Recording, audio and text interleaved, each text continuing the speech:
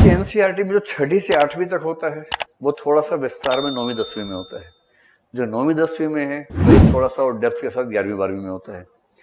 तो जिस विषय में आप 11वीं 12वीं को सीधे टच कर सकते हैं, समझ में आता है, 11वीं 12वीं काफ़ी है। अगर आपको लगता है कि नहीं थोड़ा सा टफ लग रहा है, बैकग्राउंड वैसी नहीं है, तो 9 10 से शुरू कर दीजिए।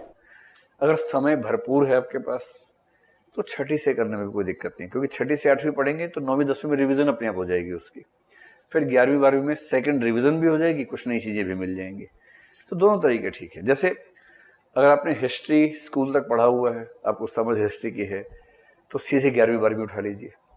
अगर आपकी साइंस की बैकग्राउंड रही, ग्रेजुएशन में आपने बीएससी लिया हुआ है या बीकॉम लिया हुआ है, तो अच्छा है कि हिस्ट्री थोड़ा सा पहले से उठा लीजिए। ये डिपेंड करेगा आपकी, हाँ जॉब है तब मामला लगे, फिर 11वीं 12वीं देखिए। अगर आप सिर्फ पढ़ाई कर रहे हैं तो भाई 6ठी की एनसीईआरटी में कितना टाइम लगेगा? मेरा अपना ख्याल है कि 6ठी की हिस्ट्री की एनसीईआरटी पढ़ने में आपको अधिकतम 2 दिन लगने चाहिए। कितने दिन लगेंगे?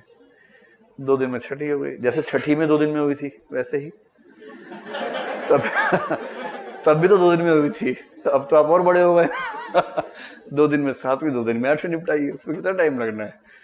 तो मेरी अपनी समझ है कि हिस्ट्री 6ठी से 12वीं तक करने में आपको 20 दिन लगभग लगने चाहिए, अगर आप फुल टाइम उसको कर रहे हैं तो ऐसे करते करते 6 से 7 महीने में आप 3-4 सब्जेक्ट की एनसीईआरटी खत्म कर सकते हैं। कोई बहुत बड़ी बात तो नहीं है। पर हाँ, अगर आप जॉब में हैं और समय मैनेज नहीं होता तो आप सीधे 11वीं 12वीं उठा के देखिए।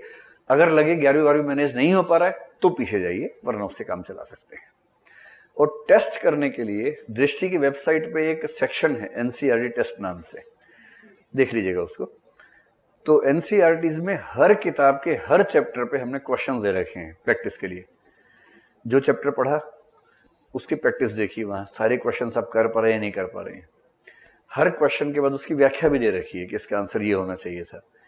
तो इससे आपकी एनसीईआरटी न केवल आपने पढ़ ली, बल्कि आप ये भी देख पाए कि आपकी पढ़ाई का जो निचोड़ है वो क्या निकला, वो निचोड़